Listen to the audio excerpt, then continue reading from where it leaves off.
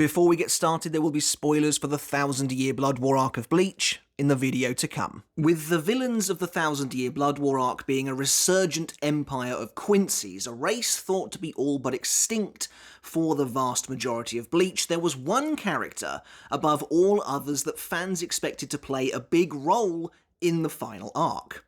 Uryu Ishida. As the sole Quincy among the main cast and one of only two Quincy actually involved in the present-day storyline at all until now, Uryu's time to shine was finally here, and it simply made sense to assume that he would be involved in a big way, perhaps finding himself embroiled in a conflict of allegiances. Well, while Uryu does have something of a standout role in the final arc, even going so far as to join the Vandenreich and seemingly switch sides, it is safe to say that his entire contribution to the story and the battle between Shinigami and Quincy amounted to little more than a whimper when everything was all said and done. Kubo was juggling an awful lot when it came to the final arc, and ultimately Uryu ended up as a character left by the wayside, whose full potential unique to this arc was never explored. Instead, Uryu spends most of the arc a passive observer, standing idly by Yhwach's side, barely speaking, the story only skimming the surface of his festering rivalry with Hashwolf, culminating in a disappointing non-battle between the two of them. And yet, already merely halfway through the anime's run, things are looking up for Uryu. The character's arc is already more defined, more impactful, and more promising than it ever was in the source material. And that's important for a character so close to the beating heart of the series itself. When the 1000-Year Blood War arc is at its biggest, ballooning to a war of epic proportions, having Uryu so closely linked to Yhwach helps to ground the stakes and the villains, keeping some of that massive conflict close to home. So, in this video we're going to take a look at Uryu's journey in the source material version of the 1000-Year Blood War arc and contrast it with how he's been portrayed so far in the anime to see what changes have been implemented and if there really has been any improvement, and if the anime is well on the way to fixing Uryu and his role in the final arc of Bleach. Before any of that though, it's important to first acknowledge and understand why and how Uryu's role was seen as broken in the source material to begin with, what that really means, and what the anime can and is doing to help change that. The biggest issue surrounding Uryu's character and how he's presented in the final arc can be summed up with one all-important word: agency. Despite seemingly taking on an important role in the story when it's revealed that Uryu has apparently joined the villains and been appointed Yhwach's heir no less, in reality, that move robs this character of all of his agency moving forward. He becomes entirely passive, secretive even, reclusive, with the readers being afforded little to no insight into his decisions or his thoughts whatsoever. Uryu is a remarkably introspective character as far as Bleach goes, so this was quite the heel turn, and it was all done in service of trying to pull one over the audience, hoping to make them think that Uryu had actually turned evil by denying them any access to him at all. Because that's what this is really about at the end of the day, a misguided attempt to surprise the reader by keeping them perpetually in the dark.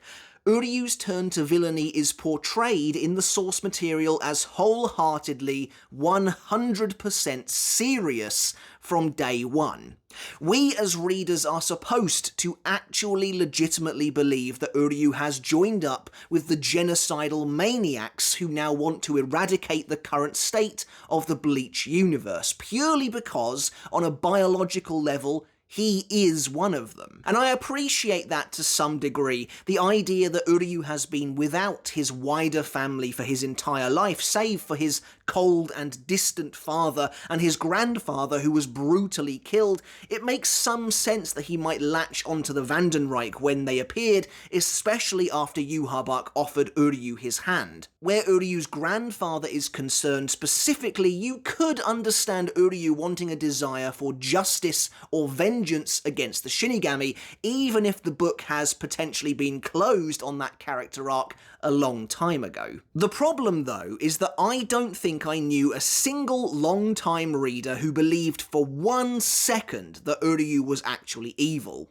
After the immediate shock of seeing him in the admittedly awesome Vandenreich uniform wore off, I spent every moment simply waiting for the other shoe to drop. Those of us who had spent years with this character watching him develop from a reluctant ally into one of Ichigo's absolute most steadfast and closest friends, who had been with him through some of his darkest, lowest moments, never once doubted Uryu's intentions. It seems none within the Vandenreich suspects him save for Hashwolf, who even corners Uryu at one point, speculating that he only joined them to avenge his mother, who was killed by Yhwach. This moment where Hashwolf is openly antagonistic to Uryu during the second invasion and questions his motives was actually removed in the anime, as if to say this is too on the nose, and made it too obvious that Uryu isn't a villain after all. In that sense, the anime has doubled down on Uryu being the enemy,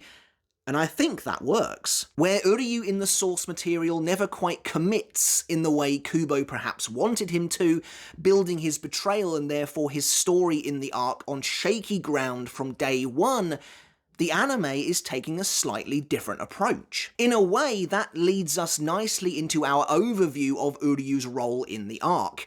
We're going to take a look at everything he does and contrast his story in the source material with the anime to see how they're presented differently and to see how Uryu is transformed in the transition between the two. And so, moving on to Uryu's role in the 1000-Year Blood War arc, and immediately the differences between how he's portrayed in the source material and the anime are greatly apparent. Originally, Uryu simply elects not to travel to Hueco Mundo with his friends in order to rescue Dondochaka from the emergent threat. While at this point they're not certain who the enemy is or where they've come from, everyone has their suspicions, and Ichigo lets Uryu off the hook by remarking that Quincy exist to kill Hollows after all, so maybe it doesn't make sense for Uryu to come with them. After this, Uryu isn't seen again in the source material for almost 50 chapters, disappearing completely while both the Soul Society and Hueco Mundo come under attack in the first real battle of the arc. As his friends fight for their lives against Kirige Opi on the sands of Hueco Mundo, and Ichigo even comes face to face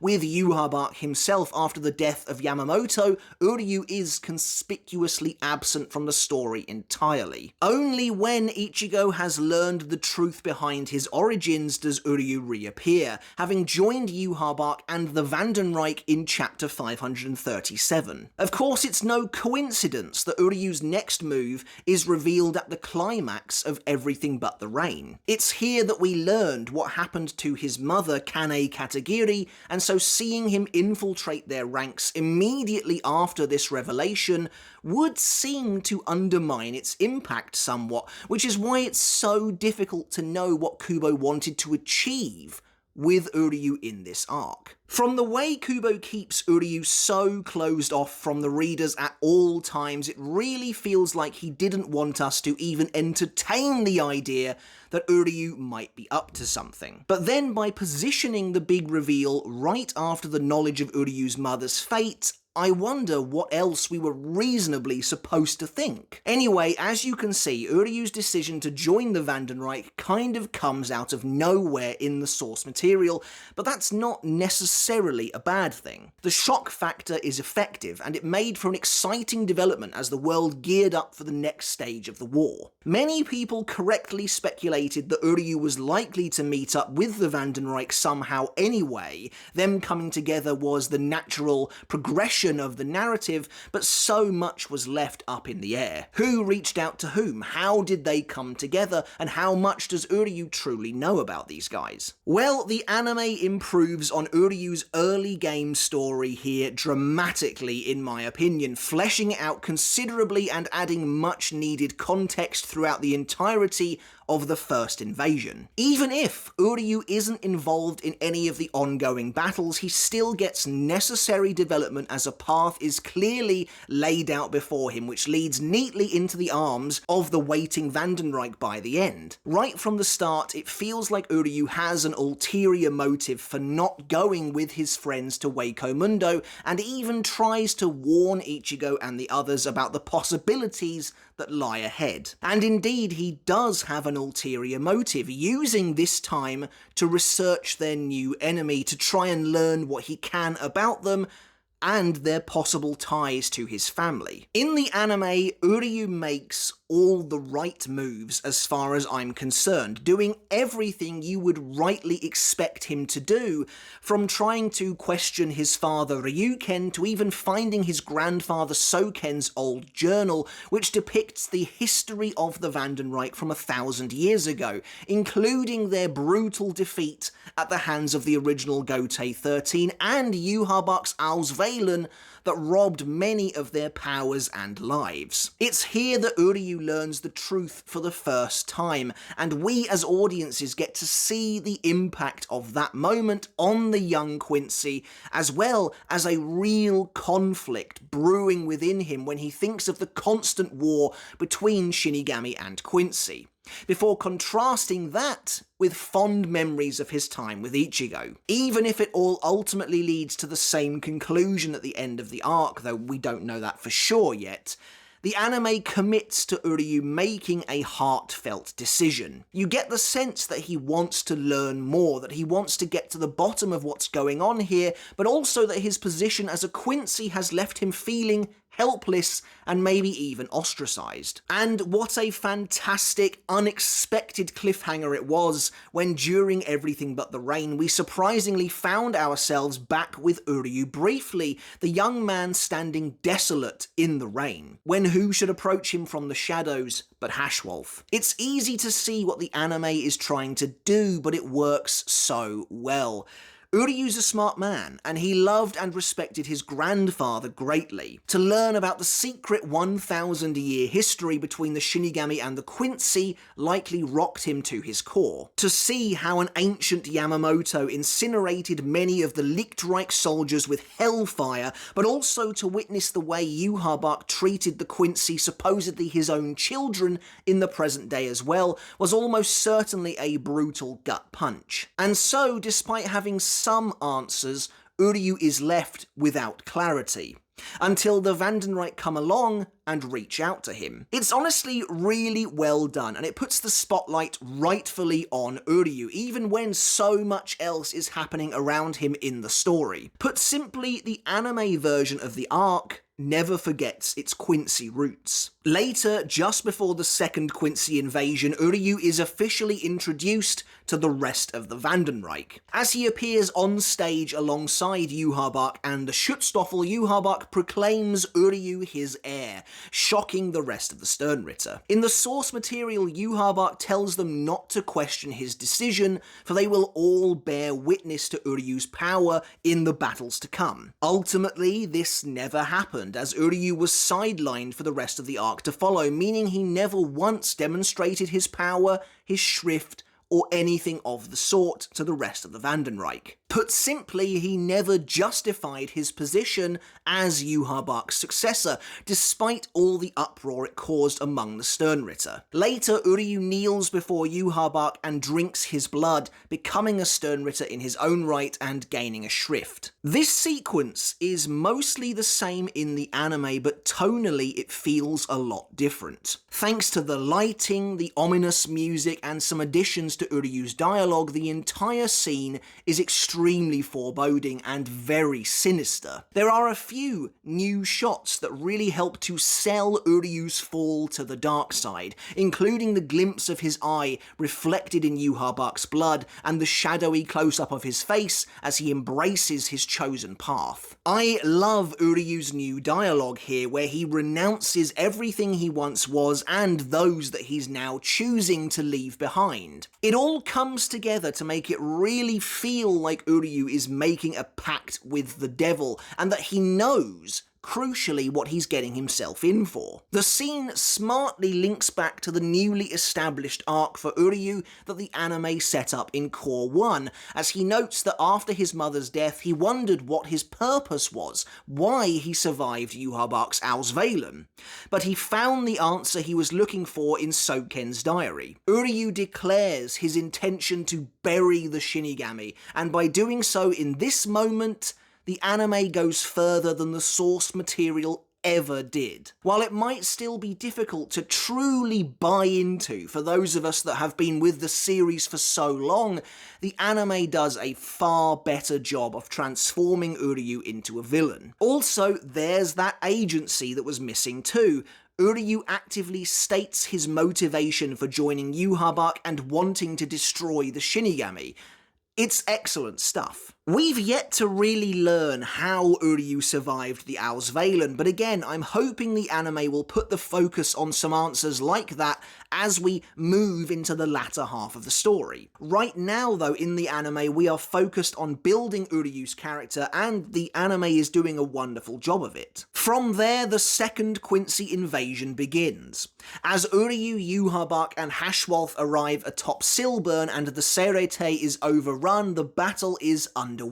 But as per the source material, Uryu doesn't really get involved at all. Instead, he remains by Yhwach's side in the throne room, watching the results of the war unfold before their very eyes. This is perhaps the part of the story where it's most forgivable for Uryu to have essentially nothing to do. After all, we're in the midst of the battles with the slightly less important sternritter, giving the wider cast of Bleach their time to shine, and it seemed like Uryu was being saved for a much bigger moment later on down the line. However, it doesn't take long for Uryu to get an expanded role within the second Quincy invasion in the anime, as he is dispatched by Yhwach to collect the defeated sternritter and bring them back to Silburn to await judgment. Again, this is an awesome change. Firstly, it gives Uryu something to do without getting him embroiled in any battles with the Shinigami, and at the same time it puts him in a position of real authority among the sternritter. Kangdu and BG9 are both bested by their enemies, but before they can continue fighting, Uryu arrives from the shadows. By the time he's collecting BG9, we see that he has somehow overpowered and knocked Kangdu out, leaving him unconscious on the floor. Not only is this surprisingly cold and ruthless, but it's a casual way of showing that Uryu is capable of subduing the more mid-tier sternritter with relative ease. It's possible Kang even tried to fight back upon learning what was happening, but was no match for Yhwach's heir. It's a great way of showing and not telling just how powerful Uryu has now become. One thing that's changed quite a bit from the source material is the way Uryu interacts with Hashwolf. As I mentioned earlier, the source material seems to give up the ghost pretty easily regarding Uryu's true intentions, as Hashwolf confronts him when he's skulking around the palace, trying to access Yhwach's throne room when the king is asleep. It always felt to me like the implication behind this moment was that Hashwolf suspected Uryu of trying to assassinate Yhwach in that moment, and even went so far as to confront him about his loyalty. While I like the animosity between between the two of them, it was ultimately undercut in the source material by the simple fact that Uryu has nothing to do in the story anyway, and his final battle with Hashwolf is, quite simply, bad. Now, the anime has changed their relationship somewhat.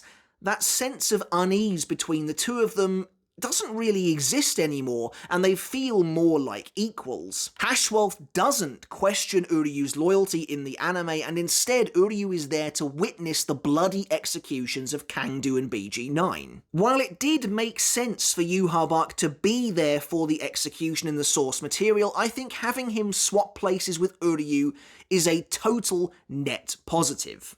By having Uryu present for their deaths, it allows him to be more involved with the internal affairs of the Sternritter and the Vandenreich, even going so far as to question whether it was really necessary to kill them both. But he's also allowed a flicker of humanity as his mask drops for just a moment, and we see a glimpse of how horrified he is by the Vandenreich's occult brutality. This is different, way different, to chapter 565, Godlike You, where Uryu is clearly terrified by the notion that Yhwach will take his soul should he die in battle, to the point where Hashwolf himself even notes that there is no escape for either of them. In retrospect, that chapter is so interesting to me as it kind of paints both Hashwolf and Uryu as trapped by their scenario, and as Hashwolf as potentially wanting to be free, but his character of course would later show nothing of the sort, no indication of that desire whatsoever. The anime is much better and more straightforward about it in my opinion. Both Uryu and Hashwolf are much cooler and more level-headed about the entire thing, and it is presented as being less of a bad thing overall and more just a matter of fact. The only thing we've yet to learn is what Hashwolf told Uryu that shocked him at the end of their conversation, but I'm sure that'll come. Now, while Uryu's first meeting with Ichigo at the end of the second invasion is mostly the same, as if to compound the changes the anime is trying to make, as if to really hammer home that they are trying to turn Uryu into a true villain, Ichigo in the anime is actually struck a couple of times by Uryu's Lichtregen, whereas in the source material, Orihime is able to block the arrows before they make contact. It's a small but effective and brutal change, especially since at the start of the arc Ichigo remarks about how he hasn't been struck by Uryu's arrows in quite some time. Well, in the anime they made sure to make good on that. The most substantial changes, however, come later on, once Uryu has arrived in the royal palace. Once again, in the source material, he was little more than a casual observer. Even when the Schutzstaffel were being wiped out, he simply stood by and watched along with Hashwolf, pretty much saying and doing nothing at all. Seeing as the vast majority of the battle with the Zero Division was missing from the original chapters, Uryu had no presence whatsoever during the invasion of the palace. However, that has dramatically changed in the anime once again, as Uryu begins to step into the role he very much deserved originally. Now, as the Schutzstaffel are trapped within Hikifune's cage of life at the start of the fight, Uryu helps Yhwach escape confinement with the first usage of his shrift, the Antithesis, swapping the places of Yhwach and a button the Quincy King launched through the gap in the trees. It's a clever moment, but it's also crucial in establishing Uryu as being absolutely vital to Yhwach's success here in the midst of the invasion. No other member of the Schutzstaffel could have got Yhwach through that cage, and as the camera pans directly to a shadowy Uryu, it's clear his presence is being felt at last. Not only are the Zero Division shocked by this development, but Hashwolf is as well. As an aside, I do wonder if this actually makes sense though, admittedly. Hikifune's cage of life is designed to prevent any reishi from escaping it. Even Leel's bullets are absorbed by new branches if he tries to blast through the gaps. And while Yhwach may be a human initially, upon entering the Soul Society, his body should have been converted to reishi, clothes and all. So I would have thought the cage of life would have detected the reishi button as it soared between the branches, but there we go. I'll take anything if it means giving Uryu a cool moment. But it also finally hints at his true power. In the source material, Uryu's shrift isn't revealed until the last moments of his battle with Wahrwelt, where it immediately backfires on him after a single use and is never used again, making it feel like a complete afterthought. The antithesis felt like Kubo needed to reveal Uryu's shrift desperately, and so got it out of the door in the fastest way possible before the series came to an abrupt end. Here, the anime is already sowing the seeds of the truth of Uryu's shrift, and I'm all for it. But there's another bonus to this as well. Uryu is no longer just a passive participant. He is actively helping Yhwach achieve his goal and assisting in the fall of the royal palace by his own hand. Now, he does step in to help out a bit later on in the source material, and we'll get to that, but the earlier the better as far as I'm concerned. And then we find ourselves in completely new territory. Uryu battles the Zero Division, taking on Senjumaru, and finally actually engages in a fight during the 1000-Year Blood War arc. Again, it cannot be overstated how ridiculous it is that Uryu doesn't really fight anyone in an arc focused on his own race, the Quincy, where he is supposed to be one of the spotlighted characters. Here, though, we get to see his new strength in full force as he duels Senjumaru, blocking her jabs with his blute-infused hands, and even unleashing Lichtregen. The anime even goes so far as to really show Uryu the consequences of the current choices he's making by potentially killing him, ensnaring him in Senjumaru's bankai as the second core came to an end. We're still firmly in the territory of totally new content here, however, so we have no idea how the battle will conclude when the series returns. However, many people are betting on Uryu being the one to kill Senjumaru, with the trailers for part 3 showing he somehow escaped her bankai and doing battle with her in the aftermath. If Uryu gets a proper second half to his fight with Senjumaru, I will be over the moon. And what better way to demonstrate not just his power, but his conviction also to his fellow Schutzstaffel members than by having him kill the last Zero Division warrior standing before them. I'm very excited, therefore, for what the future holds for Uryu in the anime, as so far, the team is doing everything right. So that's everything we've seen of Uryu in the 1000-Year Blood War arc anime so far, compared and contrasted with the way he appears in the source material. But what about the future? What areas can the anime team continue to improve on Uryu's role in the story? I mentioned a moment ago that Uryu does get actively involved in helping Yhwach's plan eventually, as Yhwach and his Schutzstaffel assault the Soul King's throne room while fighting off Ichigo and his friends. As Ichigo and Uryu have yet another meeting that doesn't really result in any kind of progression whatsoever, where Uryu reaffirms his devotion to the Quincy simply because he is a Quincy, Uryu shoots Yoruichi in the back, causing her concentration to break, shattering the makeshift shield she was building around the newly reconstructed Soul King along with Mimihagi. Not only that, but Uryu attempts to prevent Ichigo from stopping Yhwach with a few arrows as well. While this is really, I would say, the most villainous Uryu ever got in the source material, even then it feels half-baked at best, and very half-hearted on his part. It's no real surprise to me, at least, that both Wahrwelt and Leal suspected him to some degree, since he seems to be actively going out of his way to avoid fighting his former friends. When we reach this point in the anime, I am expecting Uryu to have already done some real damage to the royal palace, having possibly killed, or at the very least assisted in the killing of Senjumaru, something that you would think would put him on the Soul Society's hit list for the rest of his life, regardless of his true intentions. Many of us were anticipating a true showdown between Ichigo and Uryu in part 2 of the anime, reasonably so as well, I think, thanks in part to both the marketing and the actual anime opening itself, but realistically that was probably too early.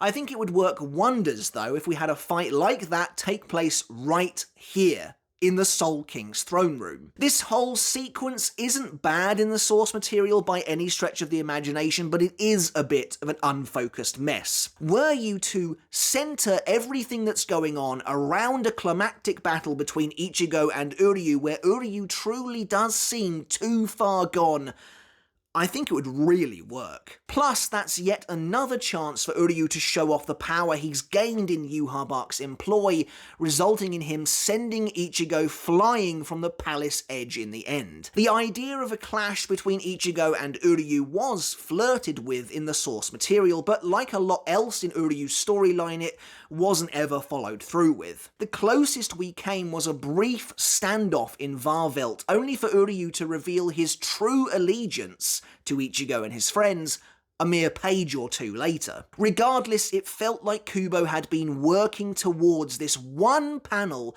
of Ichigo and Uryu locking weapons, and once he'd managed to work that in somewhere, this whole plotline could be wrapped up. And then, of course, speaking of Wahrwelt, the finale of Uryu's plotline is also pretty disappointing as it currently stands, mostly because once again it just feels like Kubo decided not to commit to him in any real way. We learn the truth behind Uryu's plan to use these special chips that he scattered all over Yhwach Arc's fortress to bring down the nascent Quincy Empire. The chips are made of the same composition as his old Sanrei glove that he used to acquire Let's Steel, meaning they can defuse Reishi to completely dismantle and destroy Wahrwelt from the inside out. While I suspect this will still be the resolution to his storyline in the anime, it always felt, again, very half-baked to me. I liked certain aspects of it, don't get me wrong, like the fact that his ultimate plan is a reference to his grandfather and that only he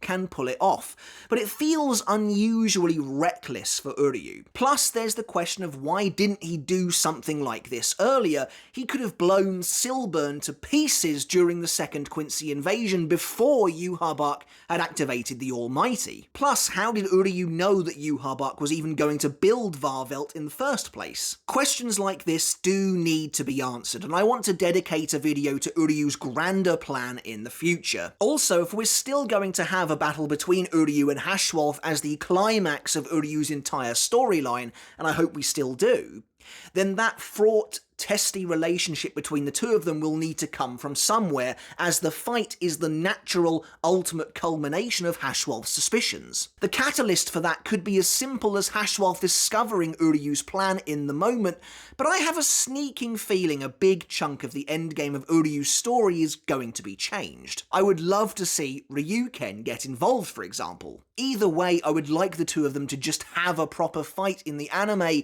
that does them both justice. Now, I don't want to go into too much speculation about Core 4, it's a long way off yet and we've still got Core 3 to go first.